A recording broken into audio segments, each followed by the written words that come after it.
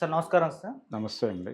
Sir మంచు మోహన్ బాబు గారు and Manoj గారు వీళ్ళ మధ్య వివాదం నడుస్తున్న విషయం తెలిసిందే. అయితే ఇవాళ రంగారెడ్డి కలెక్టరేట్‌కొచ్చారు. అక్కడ అదనపు కలెక్టర్ వీళ్ళిద్దరిని కూడా విచారించడం జరిగింది. మరి అంటే ఎందుకు ఈ విచారణ? ఏ పర్పస్ మీద? అంటే ఏంటి గొడవ? మొన్నటి వరకు సైలెంట్ అయిపోయిందని అనుకున్నాము. మళ్ళీ ఆయన ఏపీ వెళ్లి రగడ చేయడం మనోజ్ చూసాం. మళ్ళీ ఇప్పుడు సైలెంట్ అన్న విషయంలో మళ్ళీ ఇంకోసారి తెరపైకి రావడం చూస్తున్నాం. ఏం జరుగుతుంది సార్ అసలు మంచు మా ఫ్యామిలీలో? అంటే వాళ్ళు విచారణకి పిలిచారు, వెళ్ళారు వీళ్ళు. హ్మ్.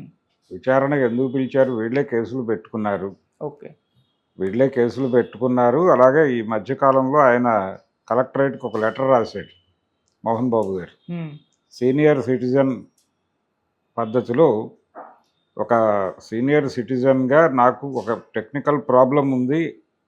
మీ పరిపాలనలో ఉన్నటువంటి ప్రాంతంలో నాకు సంబంధించినటువంటి ఆస్తులున్నాయి. అవి కబ్జాకి గురైనాయి. అందుకని నా ప్రాపర్టీస్‌ని నాకు పరిరక్షించి ఇవ్వగలరు అనే పద్ధతిలో ఆయన ఒక విజ్ఞప్తి చేసుకున్నాడు కలెక్టర్ గారికి. బహుశా ఆ విజ్ఞప్తి మేరకు వాళ్ళిద్దరిని పిలిచి ఉండొచ్చు. ఓకే. ఆ విజ్ఞప్తిలో ఆయన ప్రధానంగా ఫోకస్ చేసింది ఎవరి గురించి అంటే, అందరికీ తెలిసిన విషయమే మంచు మనోజ్ గురించి.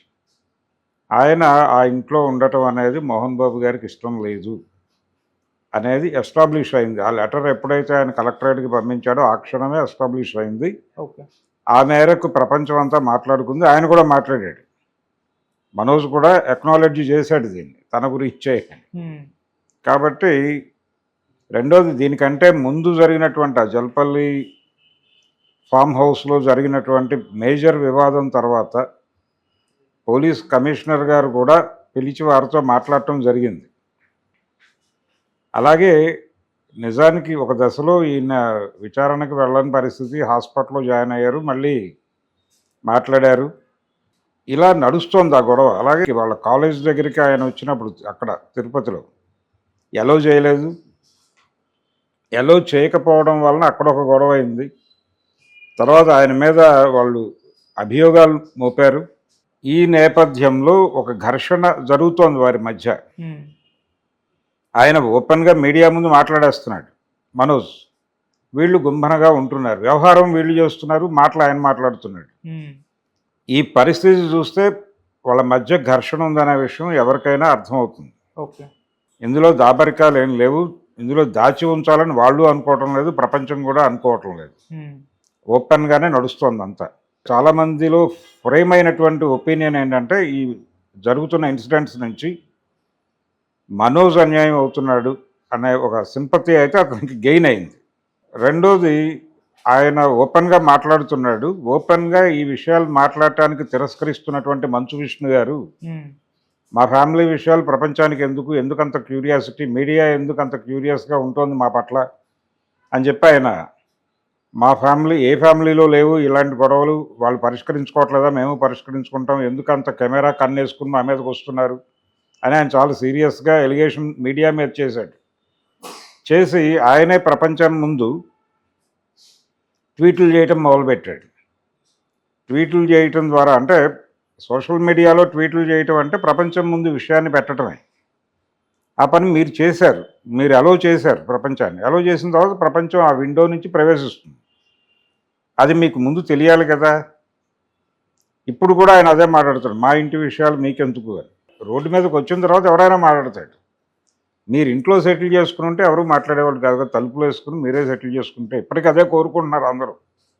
వాళ్ళు తలుపుల ముందు సెటిల్ చేసుకుంటే అయిపోద్ది కదా, ఎందుకు వచ్చిన గొడవ ఇది అని. ఈ మధ్యకాలంలో అలా వివాదాస్పదమైనటువంటి ఆస్తి తగాదాలతో వివాదాస్పదమైనటువంటి ఒక అన్నా చెల్లిని చూసాం మనం. ఇప్పుడు అన్నాతమ్ముడిని చూస్తున్నాం. అవును. జగన్మోహన్ రెడ్డి, షర్మిలారెడ్డి, అలాగే ఇక్కడ మంచు విష్ణు గారు, అలాగే మనోజ్ గారు, హ్మ్. మధ్యలో మోహన్ బాబు ఇక్కడ.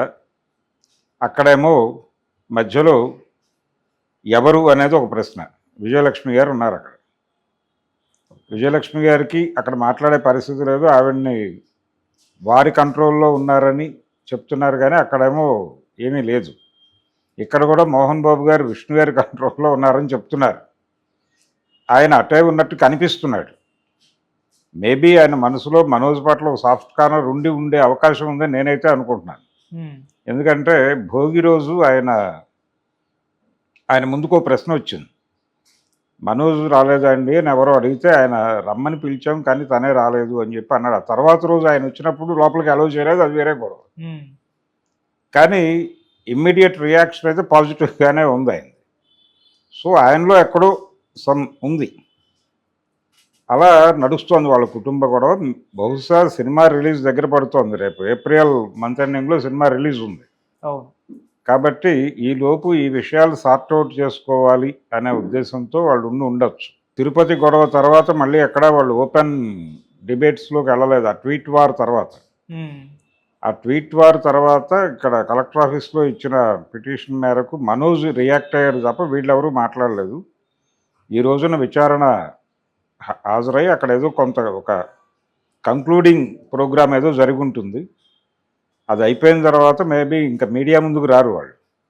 ఈ వివాదాన్ని ప్రస్తుతానికి తాత్కాలికంగా అలా హోల్డ్ చేసి, లేదు ఒక ప్రాథమికంగా ఒక సూత్రప్రాయమైనటువంటి ఒక అవగాహనకు వచ్చి సినిమా రిలీజ్కి ఇది ఇబ్బంది కాకుండా చూసుకునేటువంటి ప్రయత్నం ఏదో మొదలైనట్టుగా ఉంది.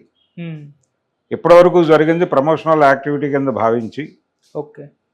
ఇక ముందు సైలెంట్గా ఉండి ఇక్కడి నుంచి సినిమా పబ్లిసిటీ కొంచెం ఈగర్గా పెంచి, అంటే ఆల్రెడీ ట్రోలర్స్ విపరీతమైనటువంటి ఇంట్రెస్ట్తో ఉన్నారు వాళ్ళ మీద, ఆ ఫ్యామిలీ మీద.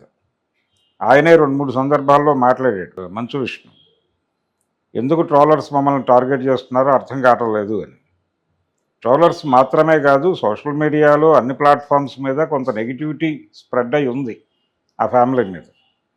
సో కొంత పాజిటివ్ వాతావరణాన్ని తెచ్చుకోవాల్సినటువంటి అవసరం ఉంది వారికి. ఉమ్, ఆ ప్రయత్నం జరుగుతుందని ఆశిద్దాం. ఓకే. తద్వారా ఆ సినిమా విడుదలకు ఉన్నటువంటి ఇబ్బంది కూడా పోతుంది అనుకుందాం. అంటే వీళ్ళు చేతులారా చేసుకున్నదే. మధ్యలో ఆయన ఒక మీడియా ప్రతినిధి మీద దాడి చేయటం, ఆ దాడి సందర్భంగా వాళ్ళు కేసు పెట్టడం, ఆ కేసు సందర్భంగా ఆయన విచారణకు వెళ్లాల్సి ఉండి హాస్పిటల్కి వెళ్ళటం, ఉమ్, ఇలా చాలా గందరగోళం నడిచింది. అక్కడ ఆల్రెడీ గందరగోళం ఉంది కాబట్టి మీడియా ఎంటర్ అయింది. మీడియా ఎంటర్ అవ్వటం వలన గందరగోళం కాదు, ఓకే. అది ముందు ఐడెంటిఫై చేయాలి వాళ్ళు. అలాగే వాళ్ళు ట్వీట్లు చేసిన తర్వాత ప్రపంచం ఎంటర్ అయింది తప్ప ఉమ్, ప్రపంచం ఎంటర్ అయ్యాక వాళ్ళు ట్వీట్లు చేయలేదు. ఓకే. వాళ్ళే వాళ్ళ తలుపులు తెరుస్తున్నారు. ఉమ్, తలుపులు తెరిచిన తర్వాత లోపలికి రావద్దంటే ఎలా కుదురుతుంది? గేట్లు తీసి ఎంటర్ అవుతారు. సో ఇదంతా స్వయంకృతం. ఇప్పటికైనా సార్ట్అవుట్ చేసుకుని క్లోజ్ చేసేసుకుని ఏదో పద్ధతిలో